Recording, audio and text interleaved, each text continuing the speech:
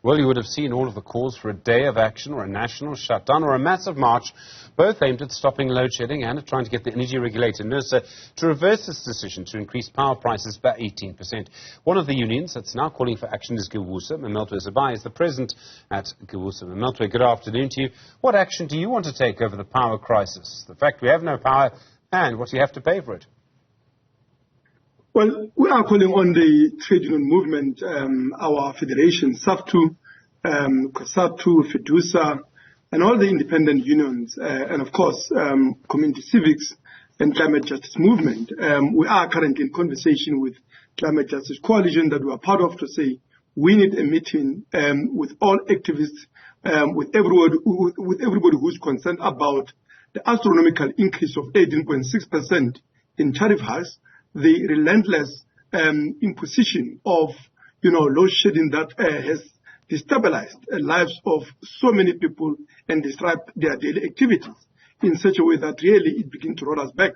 We are beginning to see, sides of women collecting, wood, something that we thought belonged in the past. So we are saying there's a need for an action, and I think the only way is for working class to come together, put its own stamp in terms of solution to this crisis, because the ANC, the ruling class, the agenda to privatize Eskom is no solution. Okay, so do you want to protest? What do you want to do? I mean, what would actually work to fix this crisis?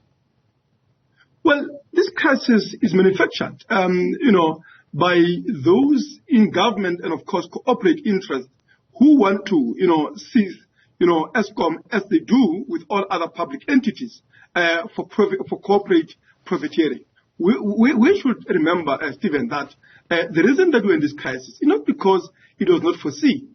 Planners and strategists in Eskom had, as early as the 90s, early 2000s, warned government that if we don't invest in new capacity, we will be in this situation by 2007. Of course, government, the reason it could not take that advice is because they didn't want to invest in new capacity and in so doing burden Eskom with debts when they wanted to sell it to the highest bidder at the time.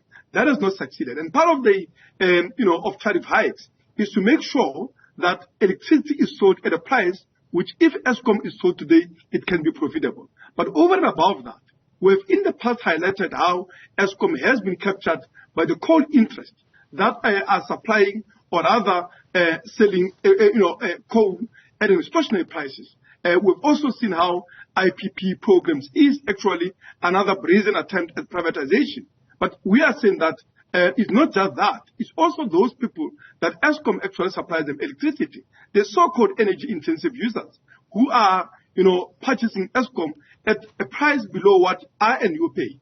And these are people that dominate the board of Eskom, dominate the energy policy making in government. And these are people that have basically hijacked what is supposed to be a public service in their own interest. So the working class must demand control of Eskom. The working class must say that Eskom is a public entity that must render a public service, and that must ensure that is an adequate and reliable, energy supply for all. And we are saying that this crisis is also an opportunity, by the way, for, rapid just transitioning.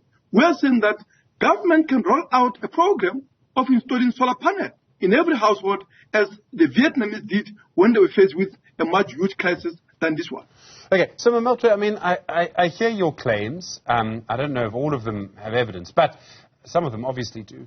Let me put it to you like this, okay? It boils down to whether or not people should pay for electricity. And if people don't pay for electricity, how do we pay for it?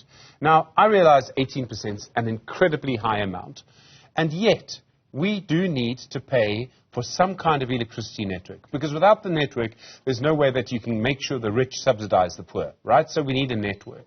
So how do we then do that if we don't make sure that everybody at least pays their way if they can afford to? If you don't do that, then you can't put up power prices in the first place. You need to have some sort of system that actually works that would involve people paying for electricity they use. Stephen, let's be clear about it. I mean, this 18.6% is a drop in the ocean in a context where, we've been subjected to an above inflation increases in the past 15 years, which amount basically to about 800% in tariff hikes since 2007, in a situation where inflation has been below 200%. in that whole period, in a situation wherein wages of workers are lagging behind. And that's the reason that Eskom tariffs have been central to a creation of what today we call a cost of living crisis, for which many working class have no way out, but actually they are being plunged into levels and new depths of poverty and malnutrition that are beginning to kill people in this country. More than that, we're also saying there is a clear evidence that Eskom is a victim of systemic plunder, because Eskom has invested, or rather has spent about 700 billion rand in what was supposed to be a maintenance but also expansion of the existing capacity since 2007. But today, over 700 billion later, 15 years later, we are sitting with 25% less capacity than we had in 2007. And what does that say? It says that all the money that is being swindled from the working class, all of that money actually goes into the pockets of politicians, pockets of corrupt officials within Eskom, but also corporate elites, some of which have been found wanting, or rather implicated by the Zondo Commission, but also by foreign governments and courts, including US, France, among others. And we are saying that these are cooperations that are linked with the elite in the ANC, and that's the reason that we have absolutely no confidence. One of the things we have got to discuss is not only how we embark on rolling mass action to overcome this crisis, but actually, ultimately, how do we take ANC out of power? Because it is either this country or ANC government. So, I mean, okay, I hear all of that, and you're right to say that people have plundered Eskom. There's plenty of evidence of that. Some of them have been perhaps South African, or the claim is. Some of them have been foreign companies, which we know about because they've admitted it.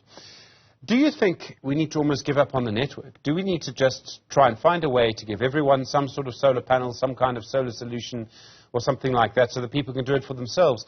Mametlwe, I worry that we're about to lose the network, and that will have a catastrophic effect on so many people, particularly the working class. No, we can't give up on the network. In fact, we are part of this demonstration that we are proposing, including a national shutdown, is to say we want to defend Eskom as a public service, because all of this, part of it is that it's part of the agenda to make sure that Eskom is systematically discredited in such a way that all of us end up surrendering it, all of us opt out of the grid, something which is only a luxury of the few, mainly middle class and the rich. But working class people have no option of that. And we are seeing, as I've said before, a side of black working class women collecting wood, something that ought to be belonging in the past, something that is not compatible with the idea of better life. And that we can accept, that we can normalize. So what are we saying? We are saying that Eskom must remain a public service, and part of it is that to end the extortion that is taking place, particularly on the supply side from the coal mining industry, nationalize the coal mining industry to ensure that we retain and secure a supply. Make sure that you bring into public ownership the IPPs that have increased a cost for electric generation, which is part of the reason that we are having these astronomical increases in terms of tariffs.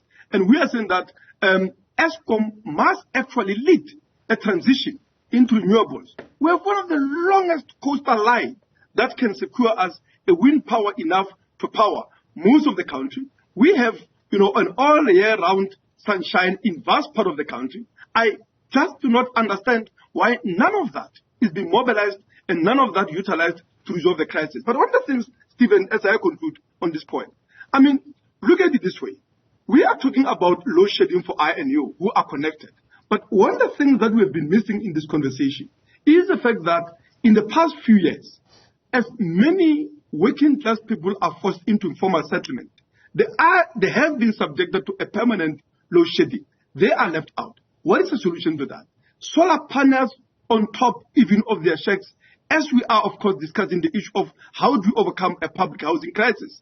That would be an immediate solution to this electricity emergency at this point in time. And that's the reason we are saying there is an opportunity, even in this crisis, to ensure a rapid, just transition to a renewable energy supply that will be reliable, that will be accessible, and I dare to say we can provide it adequately for free for the poor, whilst we make the rich and the big corporations to be able to pay. Mametlwe Sebei, thank you very much indeed. President of the trade union Giwusa, really do appreciate the time.